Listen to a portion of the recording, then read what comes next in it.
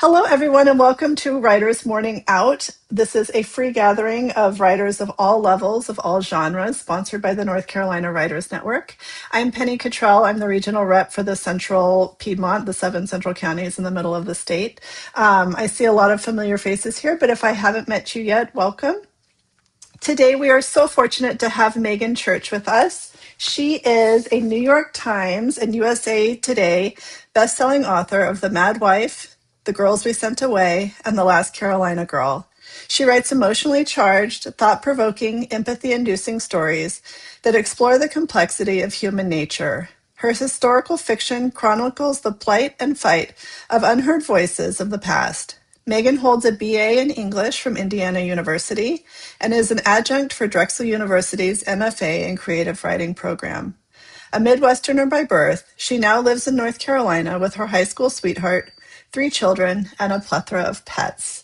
Meagan, welcome. We are so thrilled to have you here for our Reading for Writers event. We do this event once a year in Writers Morning Out. And I have to tell you, to come full circle, your blurb from Donna Everhart, she Yep. was our Reading for Writers author last year. Oh, So nice. we came full circle. We talked about her book When the Jessamine Grows last year. So Love it. I we're love really she's fantastic, and we're so happy to have you here. And I know that we were talking before we began about what a wonderful writing community we have here in North Carolina and how blessed we are to have just such a fantastic group here. So I don't know if you want to open up and just start talking about your book. I have read The Mad Wife as well, and this one was just a natural second one to come out, and it was so great to read it. So I will just go ahead and let you start unless you have any questions. All right. Well, thank you so much, Penny, for inviting me to be here today and for your enthusiasm to discuss this. Because honestly, as we were talking about before, North Carolina is so rich with authors and support and encouragement and all of this. And so I appreciate out of all of the possible North Carolina authors you could speak with, I'm so honored that you invited me to be here today. And a little bit of a disclaimer before we get started. So, The Girls We Sent Away released in spring of 2024, and since then I have been living in other story worlds. And so, the most, I'm deep into a work in progress, which is consuming a lot of my mind. And then, of course, there's The Mad Wife that just released last fall that I'm still talking about a lot. So, I actually cheated and I opened up my Scrivener file so I can have my character names on the side of the screen. So hopefully I don't forget any names while we're discussing this because it's amazing as writers how we create these characters and these worlds and they live in our imagination and yet we can still forget what we wrote. So bear with me if you are actually a little bit more current and of my book than I am myself. But I thought that what I would do is just kind of start by talking about some of the inspiration that created this book, and then we can open it up to discussion and question and answer. And I'm happy to discuss the book itself, but also this being a writer's network, any questions you have for me on what my journey and experience has been. Every author's journey is different, but I am always happy to be an open book because I think the conversations like these are so important and so necessary. In the last month, I have been on the phone with probably 5 different authors, just sharing where I am as they share where they are, because that sort of support and honestly, that sort of openness is so necessary as we all try to figure out how to tell a story and how to get it out there into the world. So, as far as inspiration, I'm sure you all know that, trying to define exactly where a story idea comes from is an impossible task. For me, I think of it as almost like weaving together a tapestry of just whether it's actual firsthand experience or random nuggets of information that I come across. And sometimes we can identify what those nuggets are, and other times we have no idea. We don't know why the synapses in our brain just sort of like build these worlds for us. But for this particular book with the girls we sent away, there are some really, I call them sparks, 4 specific sparks that I know came together in the creation of this.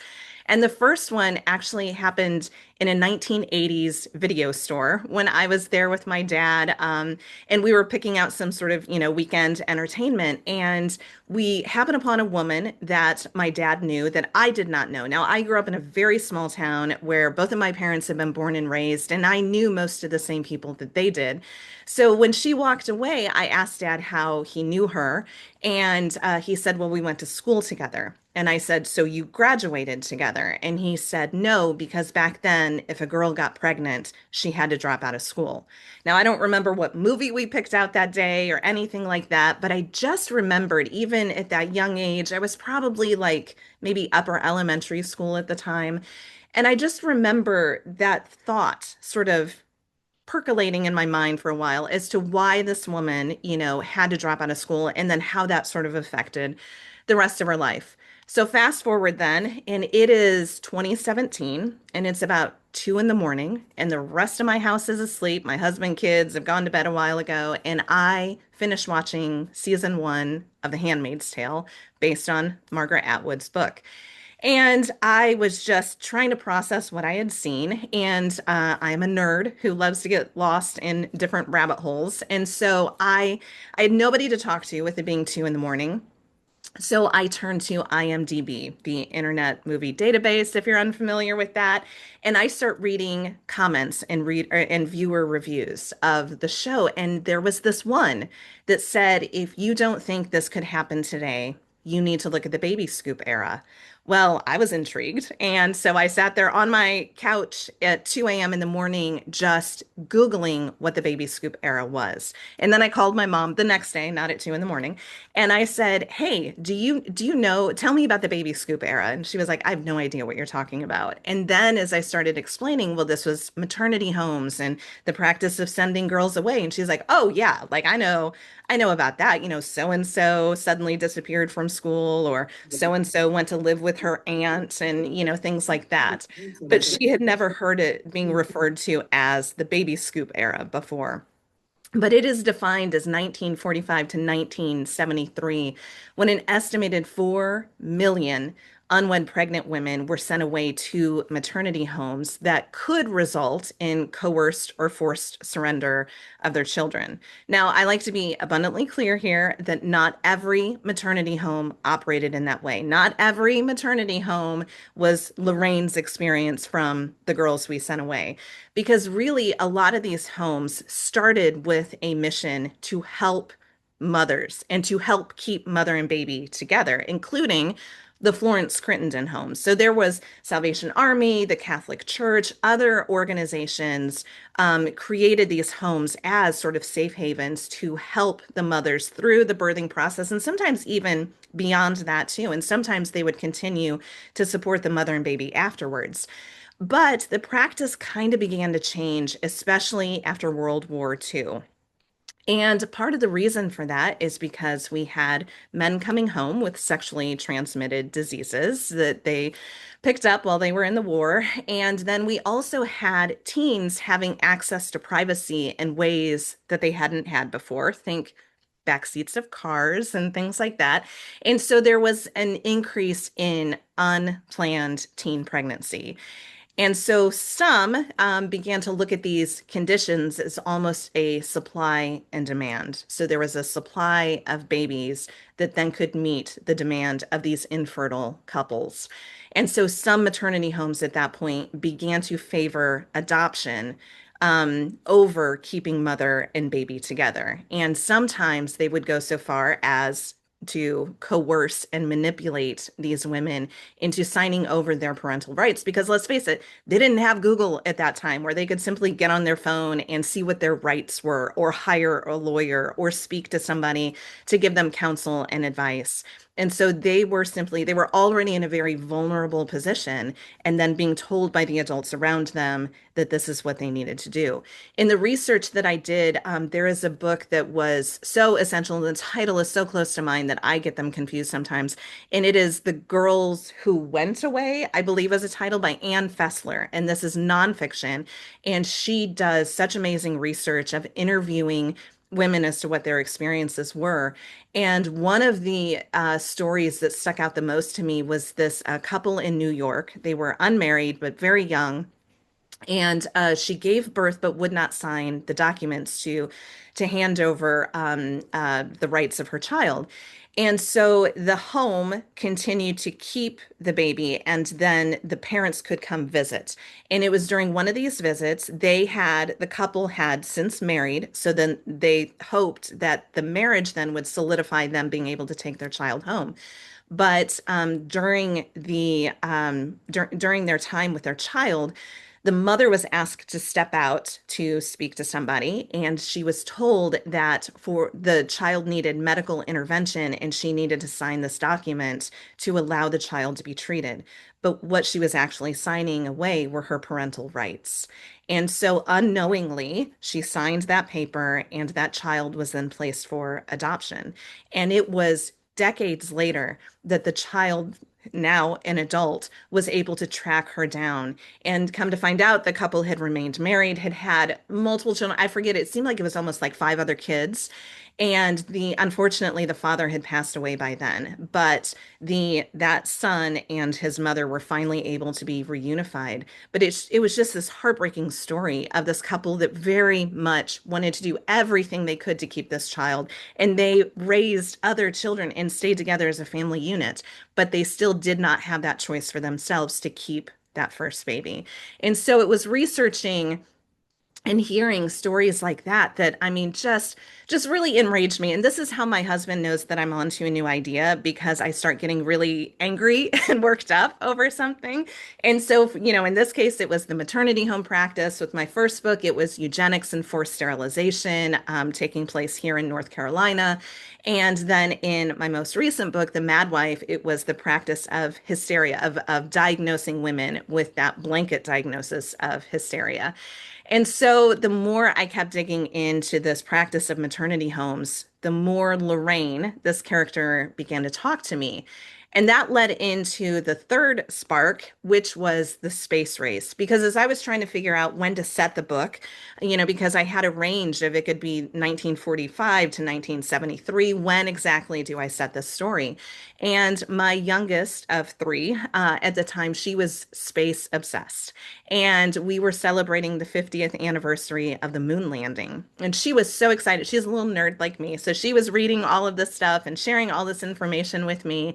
And I was watching her. She was 7 years old at the time and an astronaut hopeful, even though she does get motion sickness. So that makes her a little bit nervous when it comes to space travel. But she was still just totally immersed in this idea of space exploration. And so, as we were celebrating that 50th anniversary of Apollo 11, I just looked at her and just how hopeful she was, how much potential she has, how she could perhaps be a trailblazer like Lorraine.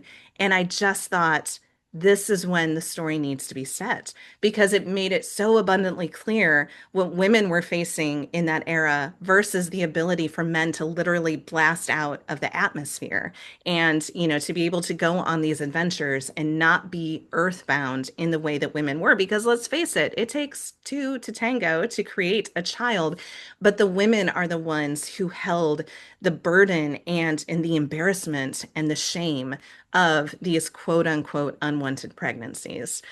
And so then the fourth spark that really came together had to do with the prologue of the book, with the drowning scene that happens. And that drowning became a symbol that carries throughout the book. And it came because my family and we decided to move out of our Indiana cornfield where my husband and I had been born and raised. And we decided to head south to North Carolina. Listen, we lived through 2 winters of polar vortexes. We lived in northern Indiana where South Bend is, where Notre Dame is, and we were very close to Lake Michigan. So we dealt with a permacloud that basically set in from like October until April. And then we also, because of being so close to the lake, we experienced lake effect snow. And for 2 years in a row, we had polar vortexes that dumped over 100 inches of snow on us. And then we're expected just to go about with life as if everything is fine. So we were tired of the winters, and we decided to take our family on an adventure and move to North Carolina. And we settled into to a neighborhood that has a neighborhood pool. And it was at that pool one day, I'm sitting there, a safety break has just ended. The lifeguard blows her whistle, and I watch this little tiny, I mean, she couldn't have even been 2 years old, maybe right about two. And she sort of teeters her way to the edge of the pool and jumps in. And her mother is back talking with friends, and I'm sitting right there and I'm watching this girl.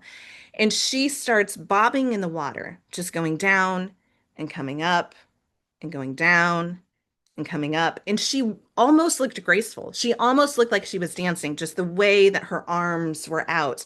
And it truly took me a minute to realize that she was not dancing. She was not playing. She was drowning right in front of me, silently. And it was her eyes that finally gave it away. And as I stood to go reach for her, thankfully, the lifeguard who had been watching the deep end of the pool began scanning the shallow end and saw her and dove in and rescued her. But that was actually one of two near drownings that I witnessed. And it was the same thing both times, just this silence. And almost really their movements were almost ballerina-like, but it was the fear and the panic in their eyes that both times cued me in. And thankfully, they were both rescued and everything was fine. But I thought, what a perfect metaphor for what somebody like Lorraine would have experienced, this sort of being surrounded by community and yet drowning in plain sight.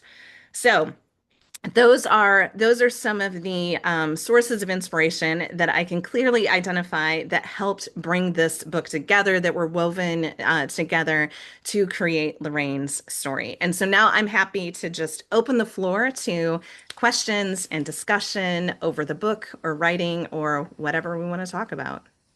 Megan, I just have to say, your opening line, drowning doesn't look like you think it should, was so spot on. And I love the contrast between the idea of drowning and being completely submerged with being able to launch off and take off and have a career and be who you want to be. That's such a brilliant contrast. So Thank you. bravo on that. Yeah. So anybody else? We're happy. Louise, go ahead. Megan, one of the things that I noted in the book that I thought you handled so well, but I'd be curious to know how you came up with it, is that the parents in this book are very different than how parents aspire to behave today with their children. We Yeah. have helicopter parents now. We have overly solicitous and doting, and all the stuff that's going on. How did you plan to create these parents and situate them the way you did, give them the personalities that you gave them, the curt and kind of almost un, unpleasant answers that they often supplied to their daughter? Did you have a role model? Did you have people in your life that you knew like this? Or Mm. just, talk about how you came up with parents that are so different from the reality that you're raising your own children in today? Yeah, yeah, such a good question. And I certainly hope I'm not like these parents with my own children, but I I think part doubt of it. it was that juxtaposition of me as a parent and my grandparents as parents, right?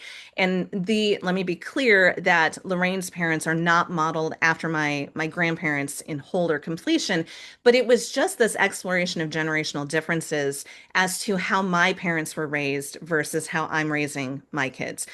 For context, again, my parents were essentially around Lorraine's age in this book, and being a curious person that I am, I've asked them lots of questions over the years, and I have also observed, the interactions between them and their parents when they were still living. That there really was this sort of hesitation. Now, okay, also be mindful of the fact that I come from the Midwest.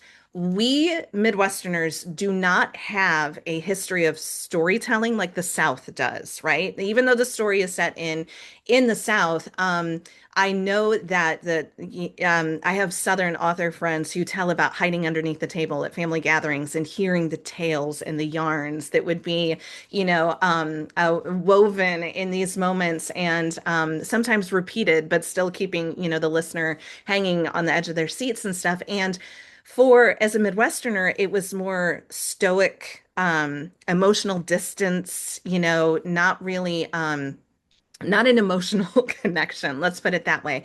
And moving here to the Bible Belt was also a very interesting experience for me as somebody who was born and raised in the United Methodist Church of the North, and then coming here and realizing, to be honest with you, that was probably the biggest culture shock for me coming to the South that I didn't anticipate, was that sort of difference in the religious mentality too.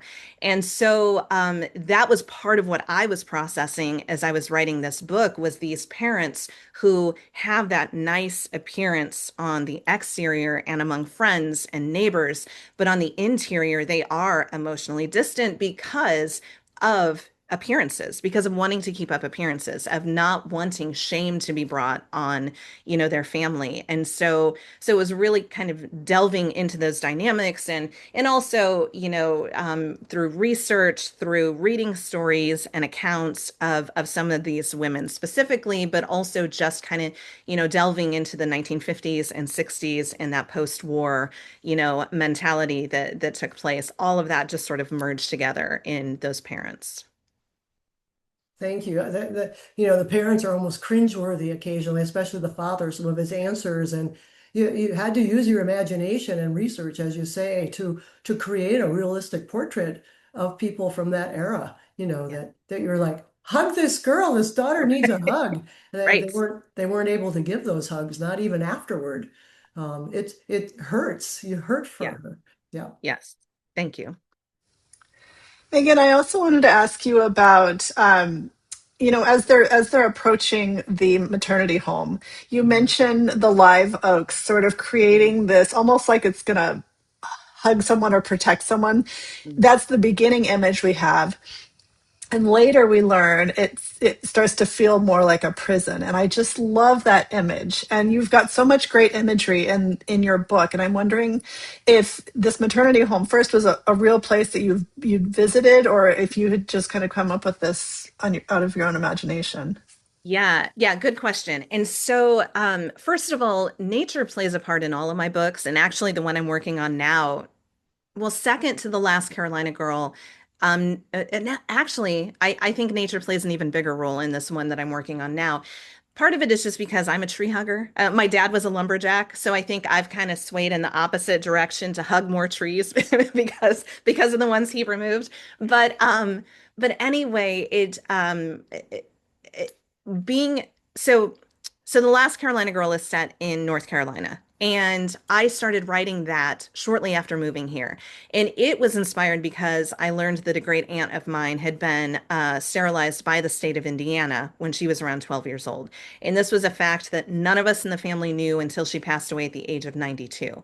And so as I started trying to make sense of how this existed within our nation's history, I fell down the rabbit hole of research and found out North Carolina's contribution to eugenics. And actually, North Carolina had the second most sterilizations, second only to California. Louise, you've picked two very interesting states when it comes to sterilization. So I then chose to write the story set in North Carolina, and I was a little nervous about that. But I was new to the state and I was observing. And I was seeing this beautiful state for the first time, from the mountains to the coast and the Piedmont in between. And so nature really became almost a character within that story. And then the girls we sent away, I started working on shortly after finishing the last Carolina Girl, as I was actually querying that to try to get an agent. And so I was still very immersed in the newness of the South. And again, I mean, we don't have Southern oaks in Northern Indiana, and just how beautiful and reaching. Just for one of my birthdays, we went to visit the Angel Oak in South Carolina, like right outside of Charleston. And my kids were like, we're going to look at a tree. Like, this is what mom wants to do for her birthday, is go look at a tree. But when they saw it, they were just like in awe of how, massive and how old this thing is. And so I fell in love with live oaks, and they really did seem to have that perfect imagery as just explained there. And so yeah, so that is how like nature really became so much a part of really both of these stories. But I'm sorry, I've gotten off track talking about trees. What was the second part of the question there? Just the maternity home, if it The was maternity, an yes, thank actual you. place or if it was a Yes. place that you've made up. Yes. So I've kind of combined a few images. First of all, because I don't want to be sued, I did not want to name the maternity home, nor even the city or the state. Florence Crittenden still exists to some degree here in Charlotte. And so I definitely was not going to name Florence Crittenden. I didn't even want, even though Lorraine starts in Charlotte, I wanted her to go elsewhere because that was typical practice anyway. You want to remove the girl from the town so that nobody can see her and know where she actually is. So in my mind, I actually pictured her kind of going near Charleston, but it's never stated within the book because I also wanted the reader to have that sense of uncertainty and unknowing, like what Lorraine has. But I did use Drayton Hall outside of Charleston, South Carolina.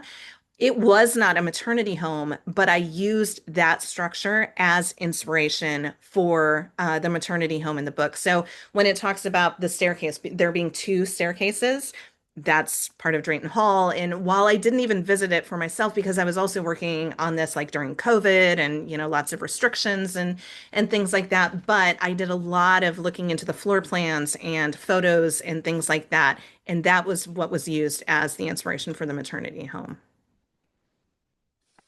Thank you.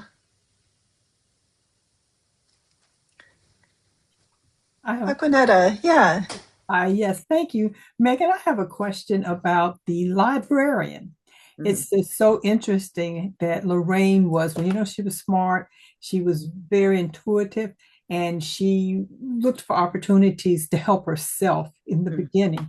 So she gravitated on to the librarian, and I saw that as hope and being positive. But kind of near the end, there was a little twist and turn there where it created some conflict in Yeah. the story. Tell us a little bit about your thoughts there.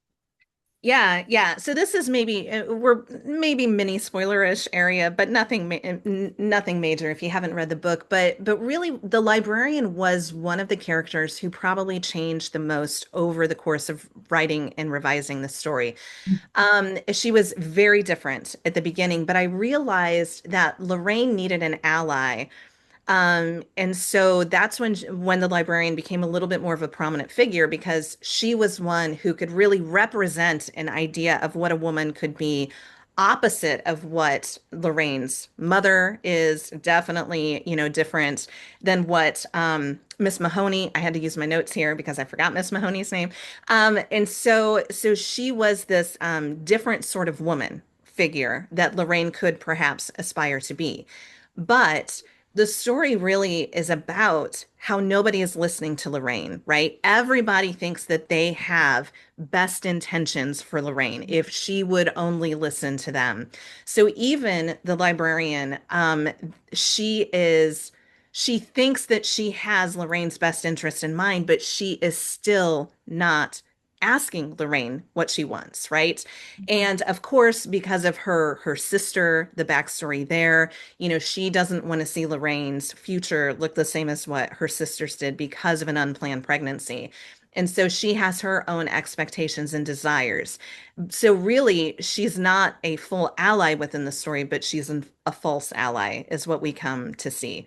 But yeah, Lorraine, other than Alan himself, nobody in Lorraine's orbit is really asking her what she wants and helping her choose the future that she wants. None of the adults, anyway. And so that's what I wanted her to represent is this idea of, oh, this is someone who can help her. But then we realize she has her own backstory and her own motivations and hopes and desires. Thank you. Yeah. Megan, I also wanted to ask you your or compliment you rather on this book has so many relatable characters where it doesn't matter who reads this book, they're going to connect with somebody in this story. In preparing for this interview, I watched your NC Humanities interview, and you had mentioned that you tried to target all the different types of women in these different characters. And I was wondering if you could speak a little bit more about that. Yeah, yeah. So really, this kind of goes along with the previous question and what I was saying there. And Mrs. Delford was the idealized suburban housewife, right? That if you keep your husband happy, your household running, then everything should fall into place. You got to keep up the appearances, all of that. This is what Lorraine should be aspiring to be, is just, a happy housewife. But the reality of that we learn about Mrs. Delford is there's not a lot of happiness going on there either. The Rolling Stones song Little Yellow Pill, I think is the name of it. That was kind of inspiration for Mrs. Delford and what she was experiencing. Because in that era, that was the solution for an unhappy housewife, is just take a little yellow pill, you'll be happy again, and everything is fine. But we know that Lorraine is exceptional, that she is highly intelligent. She's, on pace to be her school's first female valedictorian. But while that's great, yay, good for you, Lorraine, the expectation is still you will fall into place and you will be like your mother. And then with Miss Mahoney, she represents a woman who kind of thinks that she is working within the expectation of what women should be, but she's also doing this within a patriarchal system where she is a woman who is perpetuating patriarchy is what she's doing. And she's also doing it with a lot of judgment and as an authoritative figure. And so even though I would argue that while Mrs. Delford definitely, could have used a bit of empathy, that she is not as harsh and authoritative as what Miss Mahoney is, because Mrs. Delford is also trapped within the system. Miss Mahoney kind of thinks that she has a little bit of leeway within the system, whereas Betty Delford really is trapped in a different way.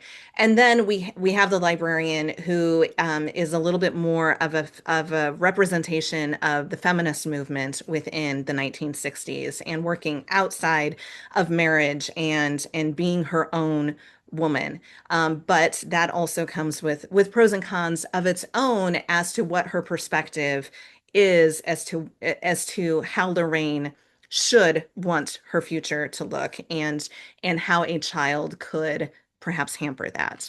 And so I went, of course, characters need to stand apart because otherwise your editor is going to tell you to merge them, together into just one character. And so it was attempting to explore these different sorts of mentalities within that time period. And that would also create obstacles for Lorraine, because if we want to get into the nitty-gritty of writing, that's what we have to do too, is we have to create obstacles. This is when I was revising The Last Carolina Girl, I wrote on my whiteboard, show no mercy, because I had to take this character deeper. I had to put more obstacles in her way. And especially when we fall in love with our main characters, we sometimes want to take it easy on them, right? But that's not the point of the story. The story, there's got to be conflict within a story, whether we like it or not. And so these women were positioned in a way to kind of provide that conflict, and not just an external conflict, but also an internal struggle as well. Thank you. Louise, I saw you had your hand up again. I was going to ask a little bit about your writing practice, but I've already asked one question. So please, if anyone else has a question that they want to ask first, that's go ahead, because I don't want to jump in front of someone else. Catherine, did you have one? You looked like you had a question on the tip of your tongue. Thank you, Louise. Well, first, I'm very impressed with all of the research, and you're sharing with us that journey and the things you found out that really are astounding when I stop to think about it. And so, how long did it take you? Maybe you mentioned it, I don't know, but how long did it take you for all of that? Yeah, good question. So we were talking before the Zoom started, that my writing professor always said that the key to publishing is perseverance, and she was so right. I am considered an overnight success because my third book hit the New York Times list instantly, right? But Wow. what people don't realize is all of the years that came before. Yeah. And so it basically publishing took about 20 years longer than I anticipated, but a lot of Wow. it was because of the practice that I had to put into it, into figuring out how to tell a novel length story. I studied short story as an undergrad because it's really all you have time to delve into as an undergrad. But I needed to figure out how do I create a compelling story that a reader is going to want to spend an entire novel length with. So I wrote two practice novels that will never see the light of day and shouldn't, but they were essential practice. And Yeah. so so starting with The Last Carolina Girl, that book, and I should really do the actual math, that book probably took 7 years from the inception of the idea until it was published. Okay. Wow. But I worked on it for probably about 2 years of writing it and revising it before I opened it up to beta readers for feedback, before I felt I had done everything I could and it was time to query it.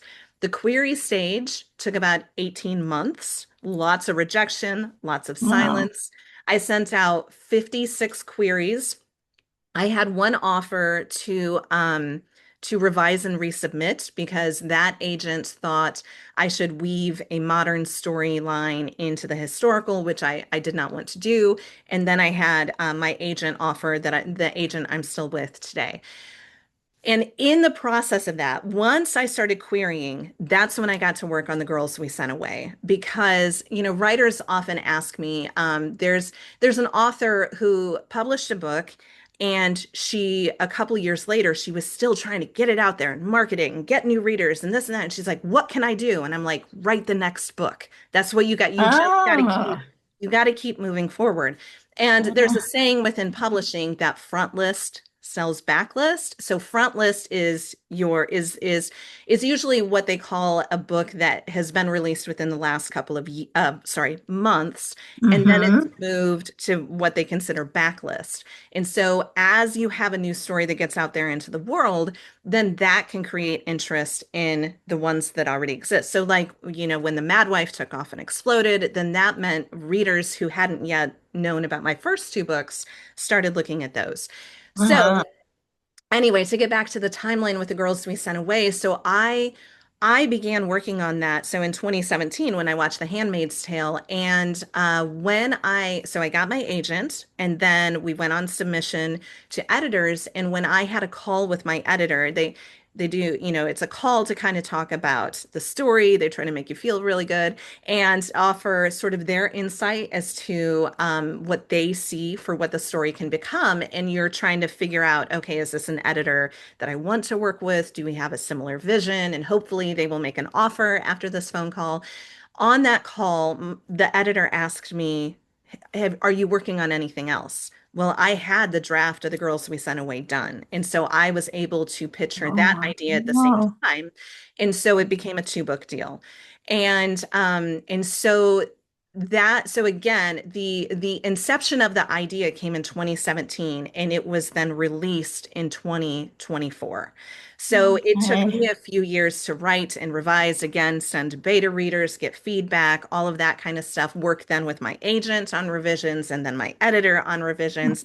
And then there's the whole marketing machine that, the book has to go through before it hits the shelves. But that's kind of that's the entire timeline of the nugget of the idea to landing on a bookshelf. But I would say for me, the writing time itself was probably about 2 years of intense work before it was ready for outside feedback. Now, Okay. with the Mad Wife, my third book, that one was a lot faster. I came up with the idea in September of 20, let me see, let me get my years right, 2023, pitched it to my editor, turned in the first manuscript to her, the first one she saw 1 year later in September of 24, and then it hit shelves in September of 25. And so that idea that it has more of a hook to it, it's, definitely the most sort of suspense type of book that I've written. And so that storyline came together very quickly for me. I was able to write that fast, which was good because it's about a first person perspective of a woman potentially losing her mind. And Yeah. when you write that type of story, it's best not to linger in, that mind for too long. So that one was faster, but it's also because of, well, I should say what I'm working on now, I have been working on for about 2 years now. So each story is very different. And even when you have these other books that you've written, each one is going to hopefully demand something different of you. And sometimes they will come together quickly, and other times they need a little bit more time to cook first. And while I've learned some tricks of the trade, while I try to do a little bit more. I'm not an outliner, but I try to do just a little bit more upfront work to try to make that first draft a little cleaner. Still getting there.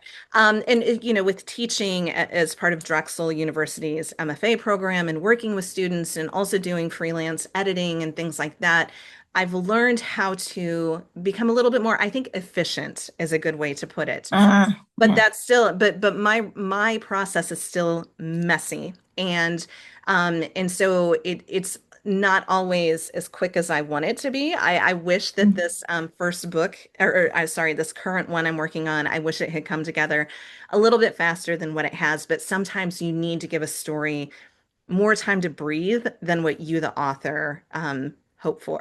So, so I think maybe I answered both Louise and Catherine's questions in that, but I'm happy to talk more about it. So Yeah, no, Okay. Thank you. about your writing practice, that it's all great. I know you are juggling, as you said, teaching and other aspects of your right. life. Do you have a standard daily practice of writing that Yeah. you try to adhere to, or is it more hit and miss than that? I appreciate the word try to adhere to. Yeah, I know. Yeah. So first of all, I have been a full-time writer for over 20 years now. When I say that, it was not fiction writing. I was freelance marketing, PR, copywriting, things like that, and working on my fiction on the side. So I have been working from home way before COVID, and so I had to figure out daily routines and motivations and things like that to be focused and get work done. But now, over the last few years, I have transitioned to really, it's more of full-time fiction writing or adjacent to that. So currently, I am out of office when it comes to book coaching and freelance editing because I don't have the time and capacity right now to do those things. I was doing a lot more of that last year. But with teaching for Drexel, I work with them in two ways. One is I have taught actual term length classes with them on self-editing. Right now, in this current term, I'm not teaching that class, but what I'm doing is I work as like a guide or a mentor. They call it a packet exchange, where they pair the student up with a published author. And then we work as almost an editor for them over 18 months that we're together. And so they submit to us 4,000 to 6,000 words of their work in progress. We provide editorial notes and direction and guidance. We talk about our experience within publishing. We do things like work on query letters and developing a synopsis, all of that kind of stuff. And so I have two students that I work with in that capacity. Um, but otherwise, it really is my days are, I try to structure them, and sometimes I get distracted, where my kids are all, I have middle school, high school, and college. And so I'm not in the itty bitty years anymore. They have their own independence, and that's freed up my schedule. So I start by walking in the woods. We have trails near our house, and I'm on a walk with my dog, and a lot of times I'm listening to podcasts on writing or philosophy or theology, or there are just so many different things that kind of offer inspiration. And so usually I'm listening to something that's kind of hopefully offering some sort of inspiration. And other times I'm not listening to anything because I'm trying to work on the story in my mind before I get to my desk. And so I try to then do what's called the deep work right away. There's Cal Newport, I believe, is the author of this book called Deep Work, where he talks about finding the time that most naturally fits you as to when you have the best focus in the day. For most people, that's going to be first thing in the morning before we get inundated by other demands on our time. So I try to then devote the first few hours to whether it is the research for a project or writing it or revising it, whatever it is. And then is when I try to open up to external noise, such as social media or just email, the more administrative side of the job. And then in the afternoons is when I usually give more focus to whether it's my students from Drexel or, if I'm doing client work at that time, stuff like that. Of course, this kind of varies. It ebbs and flows. But it really, I think the most important thing is to find that time when you are most focused and productive, creative, whatever, when you have the energy, and protect that time. Because, I have found as being a freelancer who's worked from home for, 20 years, that when you work from home, people don't really see it as you working, right? And so but you need to be the one to be devoted and dedicated to that, because otherwise it's never going to get done. Whether it's the laundry distracting you or a neighbor knocking on your door or a child calling you or whatever, you got to lock in that time, because nobody else is going to respect that unless you really set that boundary. I think many of us resonate with that, Megan. And I'm It's not very perfect. true. Yes, yes. Yeah, Julia. Hi, Megan. I wanted to ask about like how you said you're less of an outliner, though you've started doing that. This might be a weird question, but do you write in order of the way things are going to be in the book, or do you like decide that later? Yeah. Yeah, no, that's a good question. So, like I said, I really don't outline. I hated outlining in high school. Like when, I hated it so much. So I would write the essay first. And then if the teacher was really demanding an outline, I would write the outline. And I still work that way. My agent is always like, listen, can you just write an outline? I'm like, no, no. Like I still can't and won't do it. What I've actually done. Okay, so it's called an option when you have a book deal, when you have a contract, usually in nearly every contract, that publisher gets the first right of refusal for your next book, which is called the option clause. Okay. And my option clause technically says that I'm supposed to give an outline. I still don't write an outline. I write a synopsis because I need it to be in narrative form. And so that kind of works as like a loosey-goosey outline for me that's as close to outlining as I get. But for the most part, I write linear. And I know that there are other authors who don't do that, that they will just jump to wherever inspiration is. I do feel like stories need to be a domino effect, that this is leading into this, and then the next thing, and the next thing. And if I write out of order, then I'm setting up the dominoes out of order. Now, that can be fixed in revision. And I've advised one of my students because she was getting hung up on a chapter that was essential to the story. Now, the thing is, she knew what that chapter needed to be. So in that respect, she did set up the domino because she knew what needed to happen, but she just couldn't quite get into the headspace to actually write it out. So I said, just move forward, because she could see the next chapter. So I'm like, okay, you got a placeholder there. Now just move to what is ready to be written.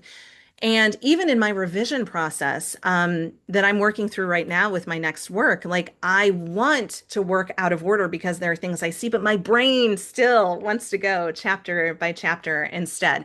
Now, when I start a book, I always know the beginning. I typically know the ending, or at least have a good idea of it. When it came to The Last Carolina Girl, that might be the closest to out of order I've ever done, because I knew that epilogue. I knew that final scene, and I wrote that very early as I was still filling in the middle.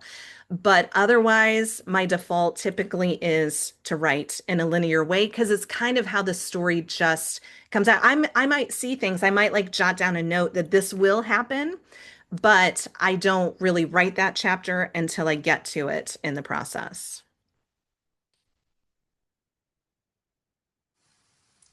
Megan, I wanted to ask you, all three of your novels so far have been historical fiction. Do you feel like you're sort of locked into that genre now? Or I think I saw on social media that your new book coming out is not historical fiction. So how Right. do you navigate that, getting stuck in a genre? Yeah, we'll see. Hmm. Yeah, that's to be determined. So I fell into historical fiction by accident. Everything I wrote before my debut novel was modern and contemporary. Nearly everything I read is modern and contemporary. I don't read a lot of historical fiction. But it was the idea that came to me. And one thing I did not mention, one of those practice novels, I did start to query it. And then the idea of The Last Carolina Girl came to me, and I knew that it would have more appeal. Because the thing about that other book is I knew it had a flaw, and I hoped an agent could help me with it, but that's not really what an agent is meant to do. And the flaw was that the main character was boring. And that really is way too big of a flaw to query that manuscript. So I pulled it and I started writing The Last Carolina Girl. And again, that was inspired because of family history, because of what happened to my great aunt. And so, of course, that needed to be set in the 1930s, which is technically historical. And then when the idea for The Girls We Sent Away came about, then I knew in trying to break into the industry that they prefer to keep you in a genre. So I was like, okay, it's still historical, but let me start exploring this. And, it was set in the Girls We Sent Away being in the 1960s didn't feel too historical to me, especially growing up with my parents asking them questions, watching Back to the Future, all of that. Like I felt like I kind of lived in that world and it didn't feel so historical. And then the Mad Wife, is set in the 1950s. Again, not that distant. And I know that some readers want to challenge the 50s and 60s being historical. I understand that, but now they're considering the 80s and the 90s historical. I'm not comfortable with that. That's too close to home there. But but those ideas naturally came to me, and I also knew for the sake of my career that they were going to be easier pitches to my editor because they do, when the marketing team figures out how to market you, the author, they want to keep those wheels turning. Now, I will say, I always wanted to turn my attention to modern and contemporary. Elizabeth Strout is one of my all-time favorite authors. I admire her work so much. Everything I write is character driven, but I always wanted to move a little bit closer to Strout. And so I've kind of, again, there's so much like you can do the work and you can do the best you can to understand your craft and write the best book you can, but there is also this element of magic in the industry that sometimes you're lucky enough to hit it, and I did that with The Mad Wife. And it hit a zeitgeist moment of feminist rage, that it was a book that really hit at exactly the right time, and that has set me up to allow me to do something different. Now, they don't want hugely different, I'm sure, but what I'm working on is modern and contemporary, but it's still very character driven. And what I have going for me right now, too, is that publishers are not acquiring historical fiction quite as much as they used to. Readers are especially burned out on World War II because that's really what started the historical fiction genre was World War II books. And now readers, I do hear feedback a lot that readers appreciate exploring the 50s and 60s and times different than World War II itself. But publishing, let's be completely honest, we want to talk about the craft. We want to focus on the sentences and the character development and the plot, but publishing is a business, and what they care about is the bottom line. And just because of the economic downturn at the moment, they're being very, very conservative in what they are acquiring. And historical is not at the top of the list anymore. So that's another bit of magic that's working in my favor right now in trying to pivot away from historical. And because of how The Mad Wife, is marketed as a little bit of a psychological thriller, then that kind of helped move me out of the primary genre being historical fiction.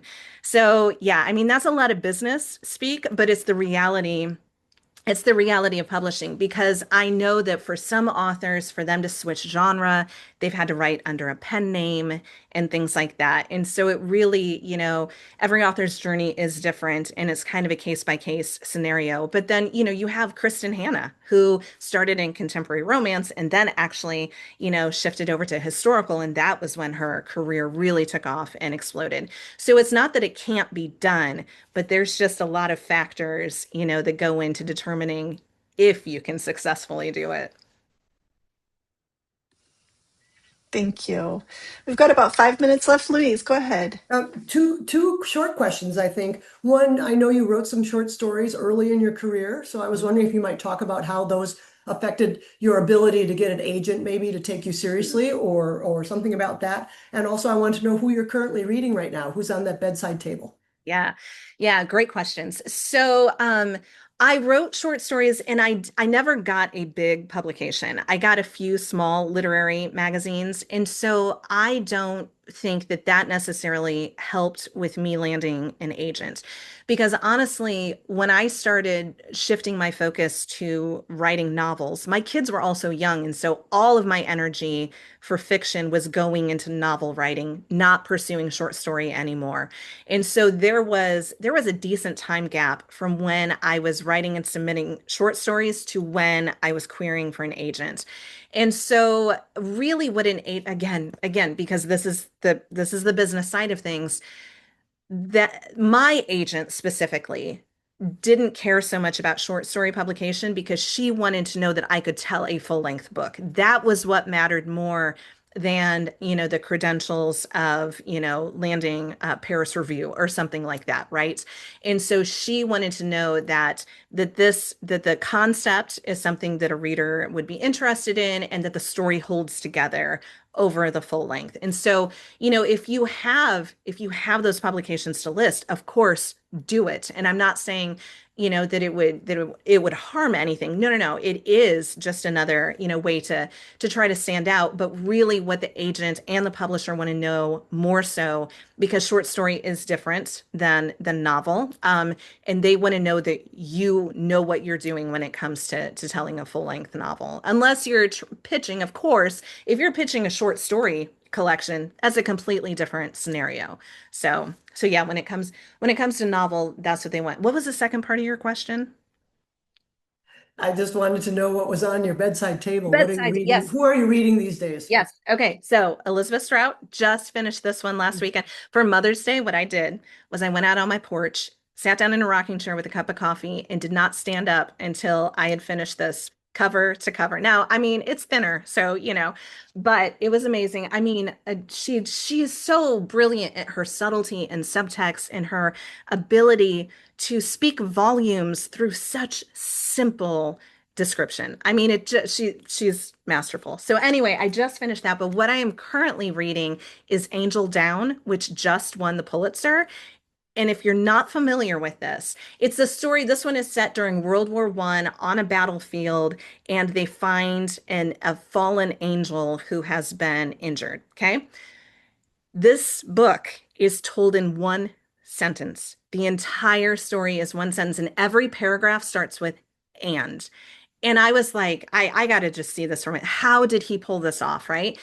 And I tell you, like, it just, the flow of it, you don't feel like you're only reading one sentence.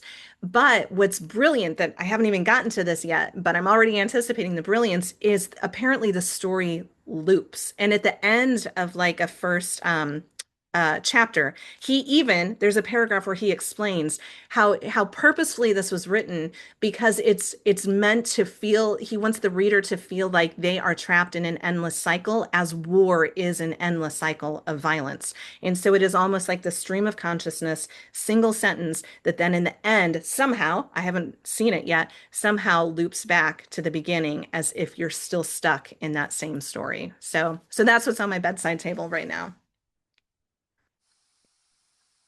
That's incredible, Megan. Thank you for sharing that with us. We have about 2 minutes left. If there's any last little bit of advice, or, because we are Writers Morning Out is for all writers of all levels, of all genres. If you have one piece of writing wisdom that you would like us to take away today? Yeah. Yeah. My advice is what my writing professor said, just perseverance. And it's just keep going, one word after another, one sentence after another. And in the words of Anne Lamott, write the shitty first draft, right? Because you can always revise later. Yes, you can always revise later. And this was one thing I discovered in my self-editing class at Drexel is so many students were being so hard on themselves. One student who was a beautiful writer said, I have abandoned so many manuscripts because I got to the point of being stuck and thought I had done something wrong and that the story wasn't worth anything. And she quit because she didn't realize she could revise. No, just get it down. It's all part of the practice. As we were talking about before, I talk about Michael Jordan and how we know him as Air Jordan, right? But before he was Air Jordan, he was Michael. And he put in so much practice that we will never see. And it is the same thing with writers is we have to do that practice. Those practice novels were not a waste of time. They were essential and they were necessary. So every word, every sentence, every paragraph, even if it gets deleted later or it starts collecting dust, it doesn't matter because it's all just part. Writing is not efficient. This is one thing as a Midwesterner, I need to remind myself that this is not about efficiency. It is about keeping going. And the only person who can do this for you is yourself. So you have to value your craft enough to make that time and to be intentional about it. Even if life is busy and you think you should be doing something else instead, if you want to do this, you just have to prioritize it. Very well said. Meagan, thank you so much for joining us today. We give you a huge round of applause. I wish you the best on your next book coming out and on all your writing adventures. Thank you so much. Thank you. I really appreciate it. Thank you, everyone, for being here today. And just thank you so much for inviting me, for reading my work, and just keep going, keep writing, and yeah, just keep at it. Yeah, Thank you. thank you.